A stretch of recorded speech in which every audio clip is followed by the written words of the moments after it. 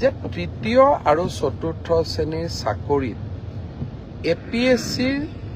ধৰণে পৰীক্ষা কিয় হ'ব লাগে দৰাচলতে আসল কথাটো হ'ল যে আমি APSCৰ ষ্টেণ্ডাৰ্ডৰ প্ৰশ্ন কাটিব খোজা নাই APSCৰ ধৰণৰ পৰীক্ষা তাৰমানে প্ৰথম প্ৰিলিমছ হ'ব তাৰ পিছত মেইনছ হ'ব আৰু তাৰ পিছত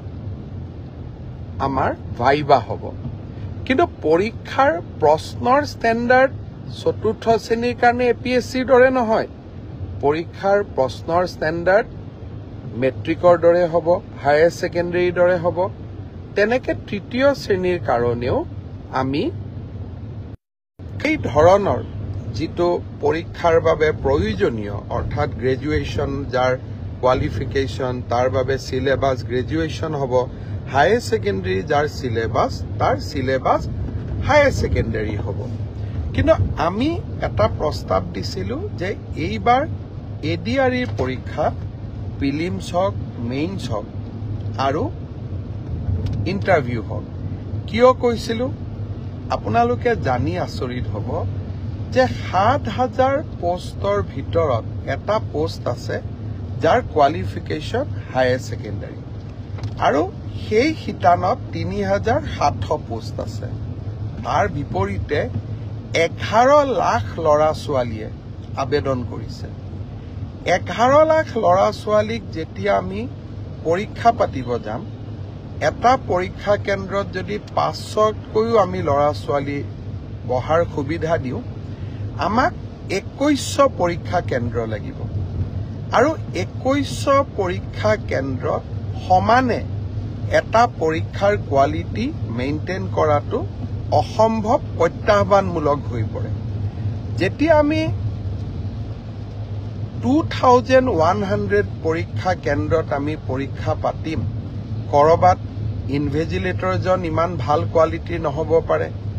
কৰবাত লিকেজ থাকিব পাৰে কৰবাত চাকৰিত ইজনে সিজনক সহায় কৰাৰো অভিযোগ থাকিব পাৰে যদি আমি প্ৰিলিমছত এই অভাৱ বা অভিযোগ যিসমূহ থাকিসমূহৰ পৰা আমি যেতিয়া প্ৰিলিমছৰ পৰীক্ষাৰ ফলাফল দিম প্ৰিলিমছত 1 লাখ ল'ৰা ছোৱালীয়ে পাছ কৰিব আৰু 1 লাখ ল'ৰা ছোৱালীক আমি যেতিয়া মেইনছ পৰীক্ষা পাতিম তেতিয়া তাত পৰীক্ষাৰ কোৱালিটিটো আমি খুব সূক্ষ্মভাৱে মেইনটেইন কৰিব পাৰিম অৰ্থাৎ শেষলৈ গৈ যোনে চাকৰি পাব তাত কোনো ধৰণে কোনো কেণ্ডিডেটে কম্প্ৰমাইজ কৰি চাকৰি পোৱাৰ সুবিধা নাথাকে সেইকাৰণে UPSCৰ পৰীক্ষাই হওক APSCৰ পৰীক্ষাই হওক তিনিটা তৰপত পৰীক্ষা পাতে পৰীক্ষাৰ প্ৰশ্ন কাকতবোৰ APSC UPSCৰ দৰে নহয় দুজন মানে কৈ আছে চতুৰ্থ শ্ৰেণীৰ কাৰণে APSCৰ দৰে পৰীক্ষা কিয় হ'ব লাগে চতুৰ্থ শ্ৰেণীৰ ইণ্টাৰভিউত APR জনে ক্লাছ 10ৰ ষ্টেণ্ডাৰ্ডে পৰীক্ষাৰ প্ৰশ্নৰ উত্তৰ দিব কিন্তু প্ৰিলিমছ আৰু মেইনছৰ মাজেদি যেতিয়া সৰকি আহিব তেতিয়া চাকৰি যোগ্যজনে পাব মোৰ এটাই লক্ষ্য আছিলে যে চাকৰি যাতে যোগ্যজনক বাদ দি আন কোনোৱেও নাপায় কাৰণ চৰকাৰী চাকৰি যোগ্যতাৰ আধাৰত হলে আমাৰ ছাত্ৰ ছাত্ৰীসকলৰ শিক্ষা ব্যৱস্থাৰ ওপৰত আস্থা উভতি আহে যোৱাবাৰ আমাৰ এটা পৰীক্ষাত কেণ্ডিডেট আছিল 6 লাখ এইবাৰ এটা পৰীক্ষাত হ'ব আমাৰ কেণ্ডিডেট 11 লাখ